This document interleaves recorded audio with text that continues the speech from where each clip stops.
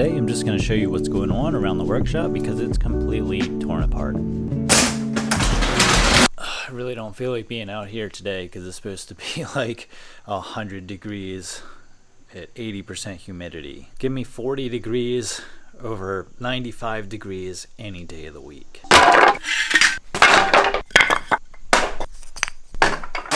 So the goal today is to put this window in. I already have the opening roughly framed up, and I've got to get it done because I don't have enough plywood to board it back up. There's so much crap I got to do before I even think about closing all of this up. This was supposed to be a quick and easy drywall the shop project, but then I sat down and actually thought it through, and so I wanted to make sure that I did things correctly the first time rather than to go back and tear out a bunch of drywall because I wanted to put a window in.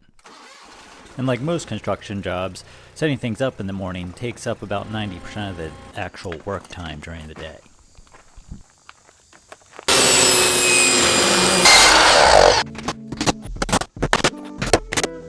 The siding on this barn is all painted, pine, board, and batten, and whoever did the stone work on the foundation butted the stone too tight to the siding and it rotted out all the bottom edges.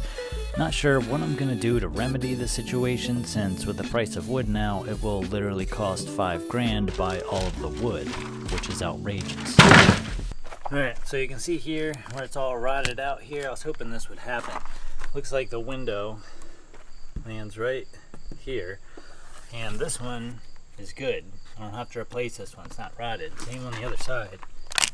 Well, oh boy, maybe I will. For now, I just decided to replace the wood around the windows that needed to be replaced so I don't have to mess with the windows if I ever do decide to replace all of the board and batten. And just to give you an idea of the cost here, this was $270 for these couple of pieces of wood. So I think it looks nicer. The window's in and foamed, and it's nice to be able to see out in this corner of the shop now. But now is the fun part because I've got to move all of this crap over here. And before I made this side of the shop inaccessible, I had to replace some wiring that a mouse had chewed through.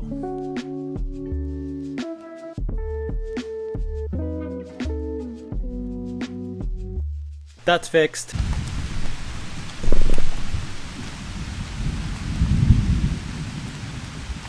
So that about wraps up the day. I at least got the window in before the rain started, and it's not leaking, and it'll never leak because it's been done right. This drill press right here is probably the heaviest thing that I own. It's way heavier than that anvil by like 10.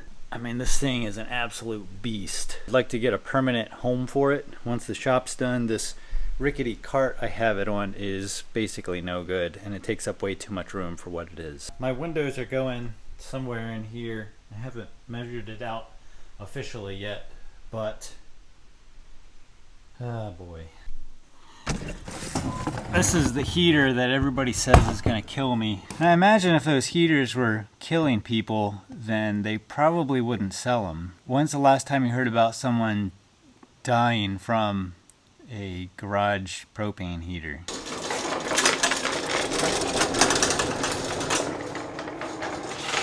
Some of these shelves, the good ones, will be ripped down and reused for trim. I do not plan on putting permanently attached shelving back on any of the new walls. I'll just be using mobile shelving.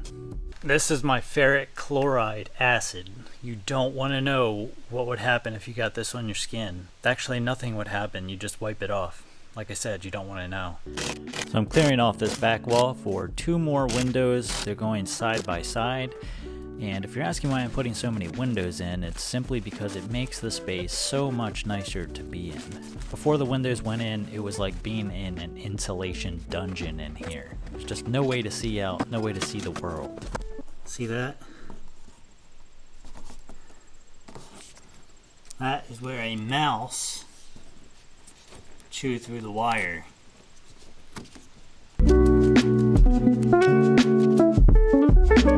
So I know I'm going to have people ask why I'm taking down all of this perfectly good insulation.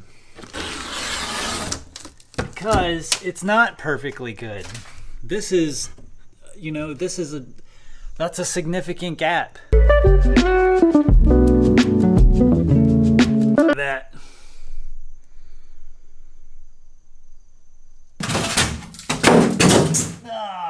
If you're going to spend the money to do something at your house or shop, and it's a place you're going to live at or work at for years to come, make sure that you do things properly the first time. Try to think everything through so you're not wasting money in the future doing something you should have done in the first place.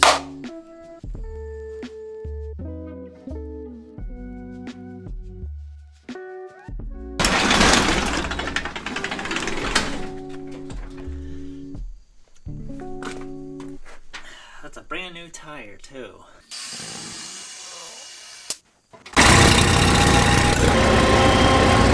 You can see I have the two windows side by side here, and I think that this maximizes wall space on this back wall. I still have two windows and lots of uninterrupted wall space on either side. And again, replacing the rotted wood around these windows.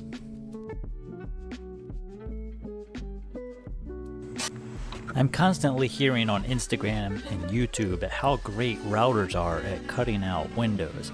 I think that that's hogwash. It is by far the messiest, most caveman-like way to cut out a window. And now I remember why I stopped doing it in the first place. I don't know, that's by far the most messy way imaginable to cut that out. It was Labor Day weekend, and since I'm a huge cycling fan, I went out to see the Maryland Classic bike race. It was 120 plus miles, over 9,000 feet of elevation, and attracted some of the biggest names and teams in the world. This race literally rode past where I grew up, and it was super fun to cheer on some of the local talent in the race. Even if you're not into cycling, this was a huge deal to have a world-class race and sporting event like this back in the US, as well as bringing in millions for the local economy. This was the equivalent of taking the best American football or baseball teams to Europe and playing a series. If you're an American, having this event here in the US was a big win in more ways than one.